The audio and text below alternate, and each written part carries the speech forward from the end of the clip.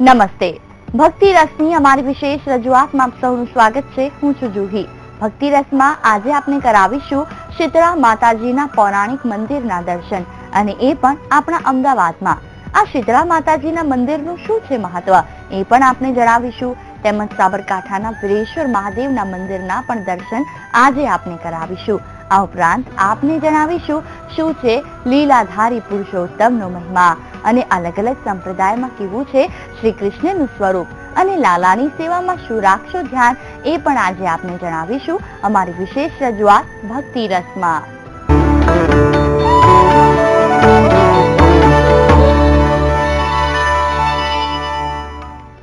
શીતળા માતાના દર્શન કરવાથી જીવનના તમામ સંતાપ દૂર થઈ જાય છે.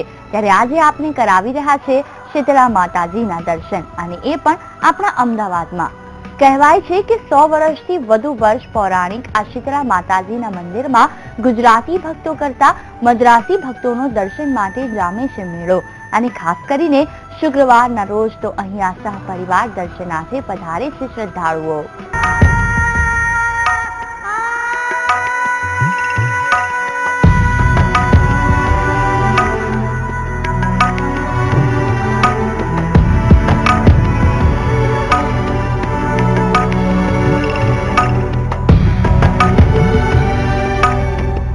વંદે ડહમ શીતલામ દેવી રાસ ભસ્થા દિગંબરામ માર્જનિકલશો પેતામ સુરપાલમ કૃતમસ્તકામ હર્ષે આદિ વ્યાધિ ઉપાધિ રોગોથી અપાવશે મુક્તિ માતા શીતળાની ભક્તિ. પવિત્ર શ્રાવણ માસમાં શક્તિની ભક્તિનો ઉત્તમ અવસર એટલે શીતળા સાતમ. શીતળા સાતમના રોજ શ્રદ્ધાળુઓ આસ્થા સાથે કરે છે માં શીતળાની આરાધના. દૈવિક શક્તિઓમાં માતા શીતળાનું છે એક આગવું સ્થાન. માતા શીતળા ઓળખાય છે રોગ નિવારનાર દેવી તરીકે. કહેવાય છે કે સાતમના રોજ શીતળા માતાની આરાધનાથી ઘાતક બીમારીઓથી પણ મળે છે મુક્તિ. શીતળા માતાની ઉપાસના અને અર્ચનાથી રોગ નિયંત્રિત થતા હોવાની છે માન્યતા. એવું પણ કહેવાય છે કે માતા શીતળા ભક્તોની તમામ મનોકામના કરે છે પૂરી.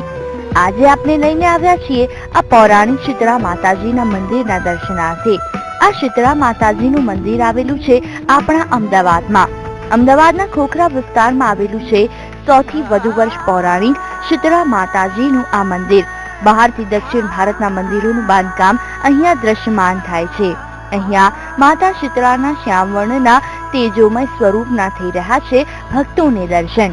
માતા શીતળાનો આ સુંદર શૃંગાર અને ભક્તોની અપરંપાર શ્રદ્ધા જ અહીંયા દૂર દૂરથી સૌ કોઈને ખેંચી લાવે છે. क्या होना ये वाला मद्रासी में मुत्तुमारियम्मन टेम्पल बोलने का, गुजरात में शीतला माता बोल दिया. ये वाला स्वयंभू है. विशेष क्या होना मारियम्मन वो आड़ी महीना में शुक्रवार को सब देवी में विशेष है. ये मुत्तुमारियम्मन टेम्पल के शीतला माता के लिए विशेष ज्यादा हो गया. सब तमिल वाला आएगा, गुजराती वाला आएगा, सब लोग आएगा इधर से. वो संडे का दिन सब लोग आएगा. માતા શીતળાને ભોગમાં શીતળ એટલે કે ઠંડા પદાર્થ પ્રિય હોવાનું મનાય છે, અને એ જ કારણ છે કે શીતળા સાતમના રોજ ઘરમાં રસોઈ કરવાનું વર્જિત મનાય છે. માતાને ભોગ લગાવવા માટે જે ભોજન તૈયાર કરવાનું હોય છે તે પણ સાતમના આગલા દિવસે જ એટલે કે રાંધણછટના રોજ તૈયાર કરી દેવાય છે. અને સવારે માતાજીનો પૂજા ચાલે છે, અભિષેક ચાલે છે. દૂધ ને દહીં અને નારિયેળનું પાણી, મોસમી એવું કરીને બધો અભિષેક કરીએ છીએ માતાજી. એટલે માતાજી પ્રગટા એટલે બહુ, અને શીતળા માતા એવું કે આખા માતાજી બધા માતાજી કરતા શીતળા માતાનું મહત્વ વધારે ગણે છે. વ્રત કરનાર શ્રદ્ધાળુઓ માતાજીને ઠંડા પાણીથી જ સ્નાન કરે છે. વિધિસર શીતળા માતાની પૂજા અર્ચન કરે છે. તેમજ આ મંદિરમાં શીતળા સ્ત્રોતનું પઠન તેમજ શીતળા માતાની કથા સાંભળવાનું વિશેષ મહાત્મય છે. કહેવાય છે કે શીતળા સાતમનું વ્રત કરવાથી મન શીતળ બને છે, સંતાનોની સુખની પ્રાપ્તિ થાય છે, જીવન મંગલમય બને છે, અને શરીરને મળે છે તમામ રોગોમાંથી મુક્તિ. મનોવાંછિત ફળની પ્રાપ્તિ કરાવે છે માતા શીતળાની ભક્તિ. પલક મકવાણા સાથે સ્પેશિયલ રિપોર્ટ, અમદાવાદ. કહેવાય છે કે શીતળા માતાજીને ઠંડુ ભોજન અર્પણ કરવાથી આખું વર્ષ પરિવારમાં સુખ અને શાંતિ બની રહે છે. ખાસ કરીને અહીંયા માતાજીને અભિષેકમાં દૂધ, દહીં, નાળિયેરનું પાણી અને મોસંબી અર્પણ કરવાનું છે મહિમા.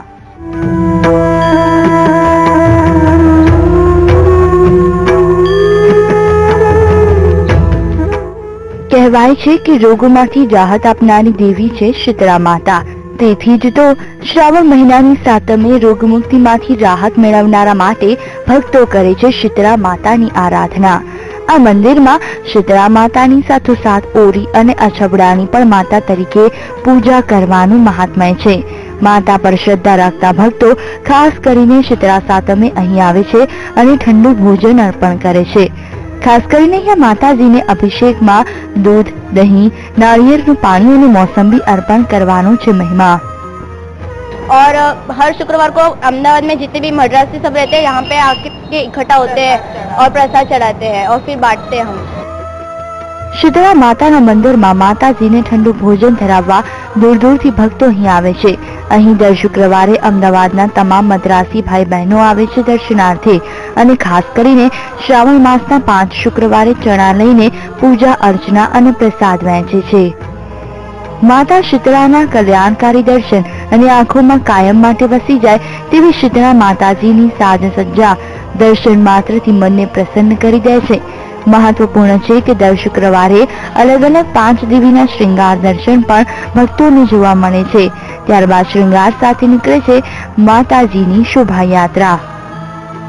यानी बहुत श्रद्धा, सब त्योहार में बहुत श्रद्धा होता है. हम सब मिलके सब काम करते हैं और सावन महीना में 5 शुक्रवार को माता जी के लिए चना लेके आके हर शुक्रवार को पूजा करते, सबको बांटते. અમદાવાદના શીતળા માતાજીનું દક્ષિણ ભારતની શૈલીનું અલગ જ મંદિર છે. ભક્તોની અતૂટ આસ્થા અને માતા શીતળાનું આ તેજોમય સ્વરૂપ જ દર્શનાર્થીઓને અચૂકપણે દર્શનાર્થે સહપરિવાર દર્શન માટે ખેંચી લાવે છે. પલક બુકવાણા સાથે special report, VTV news, Ahmedabad. Shitala માતાની તો વાત કરીએ વીરેશ્વર મહાદેવની તો સાબરકાંઠામાં આવેલું ઐતિહાસિક વીરેશ્વર મહાદેવનું મંદિર, જ્યાં 12 માસ જોવા મળે છે શ્રદ્ધાળુઓનો મેળો. કહેવાય છે કે અહીંયા વીરભદ્રની પ્રાર્થનાથી થયું હતું મહાદેવનું પ્રાગટ્ય. તો આવો આપને પણ જણાવીએ વીરેશ્વર મહાદેવનો મહિમા.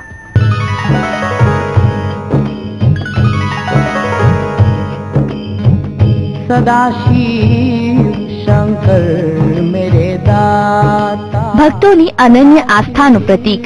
શંકર મેરે દાતા, પૂરણ બ્રહ્મ જગત પિતુ માતા, ભક્તન કે હિતકાર સદા. અનોખા વીરેશ્વર મહાદેવ પ્રકૃતિના સાનિધ્યમાં બિરાજ્યા મહેશ્વર. कैलास बसाता रे સદાશિવ. અરવલ્લીની ગિરિમાળા એટલે પ્રકૃતિનો અદ્ભુત નજારો અને આ અલૌકિક પ્રકૃતિમાં જ સ્થાપિત છે શિવ શંભુનું એક અનોખું સ્વરૂપ, મહાદેવનું વીરેશ્વર રૂપ.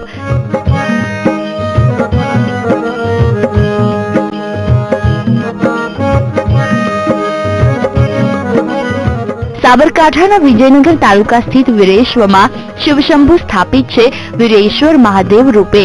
અહીં સ્થાપિત શિવલિંગ સ્વયંભૂ હોવાનું મનાય છે. કહેવાય છે કે અહીં વીરભદ્રની પ્રાર્થનાથી થયું હતું મહાદેવનું પ્રાગટ્ય. का झाड़ है, यहाँ 12 मास पानी देता है, 12 मास झरना चालू रहता है. दुष्काल में भी झरना चालू रहता है. उदम्बरे गंगा गुप्त गंगा कहलाता है. मंगलकारी ओम नमः शिवाय, ओम नमः शिवाय, नमः शिवाय, ओम नमः शिवाय, नमः शिवाय, ओम नमः शिवाय. जाप जपो सौ नर नारी. અનેરો જ છે વીરેશ્વર મહાદેવનો મહિમા. અહીંયા દૂર દૂરથી શ્રદ્ધાળુઓ આવે છે વીરેશ્વર મહાદેવના દર્શને. કહેવાય છે કે અહીં દર્શન માત્રથી રીઝે છે ભોળાનાથ. મંત્ર મહામંગલ. અને કદાચ એટલે જ અહીં 12 માસ જોવા મળે છે શ્રદ્ધાળુઓનો મેળો. અહીં દેવાધિદેવ ભક્તોની સર્વ મનોકામના પૂર્ણ કરતા હોવાનું પણ મનાય છે. એમાંય શ્રાવણ વદ સાતમ એટલે કે શીતળા સાતમના દર્શનનું અહીંયા છે વિશેષ મહાત્મય. दर्शनार्थी यात्रु आते हैं, वो मकान मांगते हैं भगवान से. तो इतने पत्थर, जितने पत्थर चढ़ाएंगे उतने माड़ का मकान बोले हमारे को भगवान बना देना। ओम नमः शिवाय, ओम नमः शिवाय, हर हर। વીરેશ્વરમાં પધાર્યા માં ગંગા. શિવજી પર સ્વયં ગંગાનો અભિષેક. ઉંબરાના ઝાડના મૂળમાં ગંગાનું પ્રાગટ્ય. વીરેશ્વર મહાદેવ નજીક આવેલું છે એક ઉંબરાનું ઝાડ. આ ઝાડના મૂળમાંથી સ્વયં વહી રહ્યું છે એક ઝરણું, જેને શ્રદ્ધાળુઓ માને છે વીરેશ્વરની ગંગા. કહેવાય છે કે ભગવાન વિષ્ણુના નરસિંહ અવતારે હિરણ્યકશ્યપનો વધ કર્યો, પણ તેમના હાથમાંથી રક્ત વહેવાનું બંધ જ ન થયું અને આખરે પ્રાગટ્ય થયું માં ગંગાનું. અને બહુ અંદર ડુંગરોમાં આ સ્થળ આવેલું છે અને એક ઝરણું ચાલુ છે, ઉપરથી નીચે 12 માસ ચાલુ રહે છે અને બહુ મહિમા સારો છે. લોકોને બહુ ચમત્કાર મંદિરમાં આપ્યા છે અને લોકો બહુ આવે છે. શ્રાવણ મહિનામાં તો બહુ વસ્તી આવે છે, પણ આરા દિવસ પણ આ વસ્તી બહુ અહીંયા આવે છે. ભોલે નમઃ શિવાય. અનેરો જ છે વીરેશ્વર મહાદેવનો મહિમા. શ્રદ્ધાળુઓનું માનવું છે કે આ પાવન ધરા પર પગ મૂકવા માત્રથી થાય છે અનેરી અનુભૂતિ. ઓમ નમઃ શિવાય, ઓમ નમઃ શિવાય. દેવ ગોસ્વામી સાથે special report, VTV news, Vireshwar, Sabarkantha. Shri કૃષ્ણે પોતાના જીવનમાં અનેક લીલાઓ કરી છે, ત્યારે શું છે લીલાધારી પુરુષોત્તમનો મહિમા અને અલગ અલગ સંપ્રદાયમાં કેવું છે શ્રી કૃષ્ણનું સ્વરૂપ, એ પણ આપણે જણાવીશું. બસ એક વિરામ બાદ આપ જોતા રહો ભક્તિ રસ.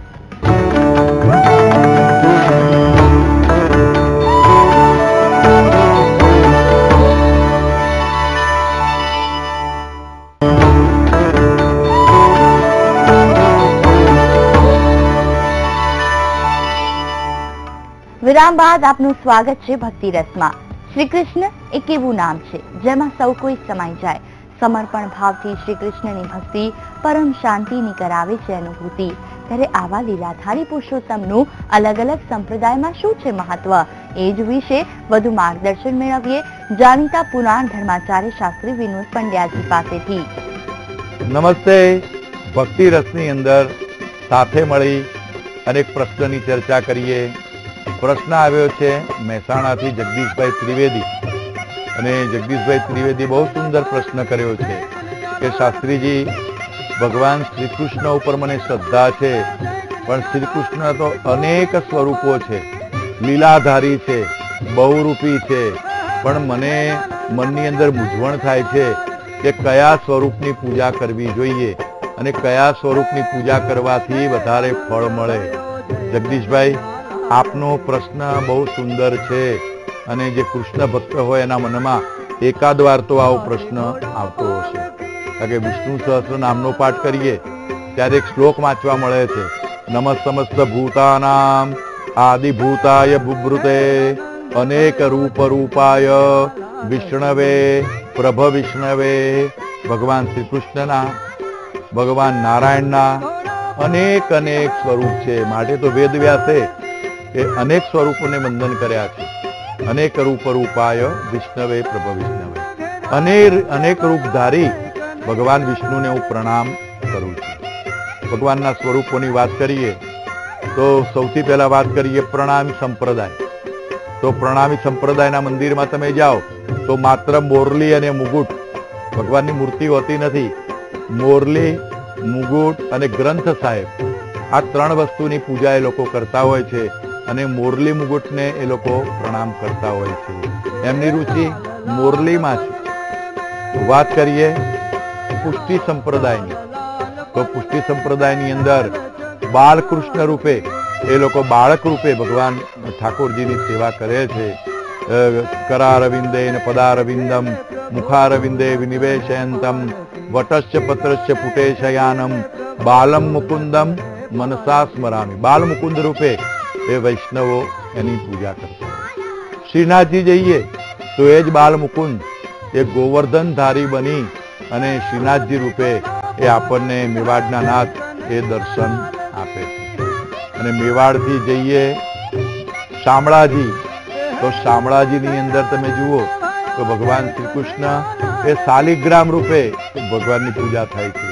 કારણ કે શ્રી કૃષ્ણ વિશે કહ્યું છે નિરાકારાપી સાકારા, જે નિરાકાર હોવા છતાં પણ ભક્તો માટે સાકાર સ્વરૂપ ધારણ કરીને આવે છે, દર્શન આપે છે. તો શામળાજીમાં જઈએ ત્યારે ચતુર્ભુજ રૂપ તો આપણને જોવા મળે, પણ શાલિગ્રામ રૂપે ભગવાન શ્રી કૃષ્ણની પૂજા એ આપણને થતી જોવા મળે. આપણે મહારાષ્ટ્રમાં જઈએ, પંઢરપુરની અંદર વિઠ્ઠલ વિઠ્ઠલ વિઠ્ઠલા, હરિઓમ વિઠ્ઠલા, તો ત્યાં કેડ ઉપર હાથ કરી અને ઉભેલા પંઢરીનાથ રૂપે એ આપણને આજે પણ દર્શન આપે છે. તો આપનો પ્રશ્ન જગદીશભાઈ મને એટલો બધો ગમ્યો છે કે આપના જે પ્રશ્ન છે મેં કુતૂહલતા છે. જઈએ બદ્રીનાથ વિશ્વંભરમ, તો બદ્રીનાથના જ્યારે દર્શન કરવા જઈએ છીએ ત્યારે પંચાયતના રૂપમાં ભગવાન બેઠા છે. બદ્રી પંચાયતન, જેમાં નારદજી છે, ઉદ્ધવજી છે, લક્ષ્મીજી છે, ગરુડજી છે. એ પંચાયતન રૂપે એ ભગવાન હિમાલયની ટોચ ઉપર બદ્રીનાથ બની અને ત્યાં બેઠા છે. તો ભારત વર્ષની અંદર દ્વારકાની વાત કરીએ આપણે. દ્વારિકામાં જાઓ તો દ્વારિકાનો રાજા થઈને બેઠો છે. વૈષ્ણવ એવું કે બાળ સ્વરૂપ જોડે કંઈ મગાય નહીં. પુષ્ટિ સંપ્રદાયમાં એવું કહ્યું છે, માગવું હોય તો દ્વારિકા જઈએ ત્યારે મગાય, કે દ્વારિકાધીશ રાજાના સ્વરૂપમાં છે અને રાજા પાસે માગવાનો પ્રજાનો અધિકાર છે. અને દ્વારિકાની અંદર કેટલું મનોહર સ્વરૂપ, શંખ, ચક્ર, ગદા, પદ્મધારી, ગોમતીનો કિનારો, સમુદ્ર અને ગોમતીનો સંગમ, ત્યાં સમુદ્ર ખળભળે, ભગવાન ઠાકોરજીના ચરણ પખાળે. તો મિત્રો ત્યાંનું અલૌકિક સ્વરૂપ એ આપણને દ્વારિકાની અંદર એ જોવા મળે છે. તો ભગવાન અનેક રૂપાય વિષ્ણવે પ્રભ વિષ્ણવે. અને બીજો એક પ્રશ્ન આપે લખ્યો છે કે કયા સ્વરૂપની પૂજા કરવાથી વધારે ફળ મળે? તો આ પ્રશ્નમાં તમારું અજ્ઞાન દેખાય છે. શાસ્ત્રની માહિતી આપને ઓછી છે. ભગવાનના કોઈ પણ સ્વરૂપની પૂજા કરો, બાળ સ્વરૂપે, પંઢરીનાથ રૂપે, દ્વારિકાના નાથ રૂપે, અને હા, એક સ્વરૂપ તો બાકી રહ્યું છે, એ આપણે જ્યારે ભગવાન શ્રી કૃષ્ણને વેંકટેશ રૂપે એ પૂજીએ છીએ.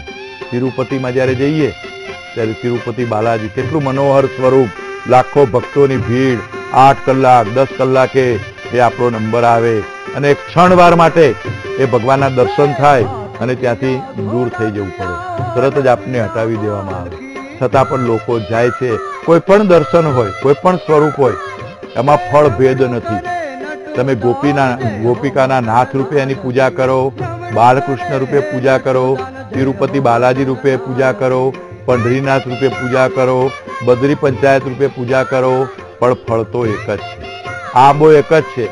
એમાં કેરીઓ અનેક છે, પણ દરેક કેરીની અંદર એ આંબાની મીઠાશ હોય છે. કોઈ પણ કેરી તમે લો એમાં આંબાની મીઠાશ તમને જોવા મળે છે. એમ ભગવાન શ્રી કૃષ્ણની કોઈ પણ લીલા હોય, કોઈ પણ સ્વરૂપ હોય, એનું સ્મરણ કરવાથી, એની પૂજા કરવાથી એ સરખું જ ફળ પ્રાપ્ત થાય છે.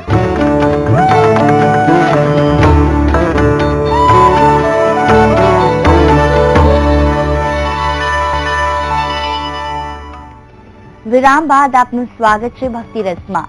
વૈષ્ણવ સંપ્રદાયમાં ખાસ કરીને બાલકૃષ્ણની સેવાનું છે સવિશેષ મહત્વ. ત્યારે નટખટ નંદલાલાની સેવા આપણા ઘરમાં કેવી રીતે કરશો અને લાલાની સેવામાં શું રાખશો ધ્યાન, એ જ વિશે વધુ માર્ગદર્શન મેળવીએ શાસ્ત્રી વિનોદ પંડ્યાજી પાસેથી. અને એક વૈષ્ણવ બેને પ્રશ્ન મોકલ્યો છે, બહુ સુંદર પ્રશ્ન છે, એની ચર્ચા કરીશું. રાજકોટથી લતાબેન લખીને મોકલે છે, શાસ્ત્રીજી, મેં લાલાની સેવા હમણાં શરૂ કરી છે. અત્યાર સુધી મારા ઘરમાં લાલાની સેવા નહોતી, પણ મેં હવે લાલાની સેવાનો પ્રારંભ કર્યો છે. હું જ્યારે બદ્રીનાથ ગઈ હતી ત્યારે એક બાળ સ્વરૂપ લાવી છું. હવે મારે સેવા કઈ રીતે કરવી અને બાલકૃષ્ણની સેવામાં એ મારે કઈ કઈ બાબતોનું ધ્યાન રાખવું, એનું શાસ્ત્રીય માહિતી એ મારે જાણવી છે. બેન, તમને ધન્યવાદ છે કે તમારા હૃદયમાં આવો ભાવ તો થયો કે હું ભગવાનની સેવા કરું, ભગવાનને મારા ઘરમાં સ્થાપું. તો બાલકૃષ્ણની સેવા એ 33 કરોડ દેવોની અંદર સૌથી અઘરી સેવા કોઈ હોય તો એ બાલકૃષ્ણની સેવા છે. મિત્રો, એ બાળકને સાચવવું એ બહુ ભારે છે. તો બાલકૃષ્ણની સેવાને આપણે લાલજીની સેવા, ઠાકરજીની સેવા, કે ઠાકોરજીની સેવા એવા નામથી આપણે ઓળખીએ છીએ. તો બેન, જો તમારા ઘરની અંદર બાલકૃષ્ણની સેવા હોય, એટલે કે ઠાકરજીની સેવા હોય, ઠાકોરજીની સેવા હોય, તો કેટલાક નિયમો છે કે ઘરની અંદર જ્યારે ઠાકોરજીની સેવા હોય તો ઘરને પહેલા તો સ્વચ્છ રાખવું જોઈએ. બીજી વસ્તુ છે કે જ્યારે સેવા કરવા બેસો ત્યારે રૂમમાં શાંતિ જોઈએ. મોટેથી બોલાય પણ નહીં. અને એટલે સુધી લખેલું છે કે પૂજાના વાસણ છે ને એ પણ જોરથી ખખડવા ન જોઈએ, નહીં તો ડરી જાય, જેમ બાળક ડરી જાય એ રીતે. ત્યાં આગળ અંધારું ન રાખવું જોઈએ. રાત્રે પણ જ્યારે તમે સૂઈ જાઓ અને લાલજીને પોઢાડો ત્યારે લાલજીના રૂમની અંદર લાઈટ રાખવી પડે, કારણ કે અંધારામાં બાળક ડરે એમ ભગવાનના સેવા રૂમની અંદર એ રાત્રે પણ લાઈટ થોડી રાખવી પડે. વાત કરીએ ભોગ. નિત્ય ભોગ ધરવો પડે. બીજા દેવોની સેવામાં કદાચ તમે ભોગ ન ધરો તો ચાલે, પણ બાળકને ભૂખ્યું રખાય નહીં. એટલે આપ ઠાકોરજીની સેવા જો કરવા માંગતા હોય તો દરરોજ દૂધ છે, સાકર છે, ત્યાર પછી મીઠાઈ છે, જે કોઈ વસ્તુ મળે પણ દૂધ તો અવશ્ય ધરવું પડે. એ દૂધ અને સાકર એ ઠાકોરજીને નિત્ય ધરવા પડે. માત્ર સવારે નહીં, સવારે અને સાંજે બંને ટાઈમ એ ભગવાનને ભોગ ધરવો પડે. આગળ વાત કરીએ તો લાલાની જ્યારે સેવા કરીએ ત્યારે આપણે જેમ મેળામાં જઈએ કે બજારમાં ફરવા જઈએ, કોઈ સારું રમકડું જોઈએ તો આપણા પૌત્ર માટે કે આપણા દીકરા દીકરી માટે લેતા આવીએ છીએ.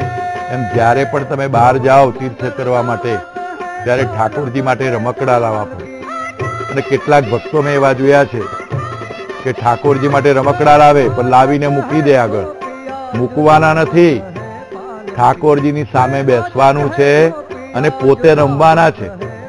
જેમ બાળકને આપણે રમાડીએ, આપણે પોતે રમકડું રમીએ અને બાળક કેટલું બધું ખુશ થાય, એ પકડવા માટે દોડે અને પકડીને લાવીને પાછું આપણને હાથમાં આપે.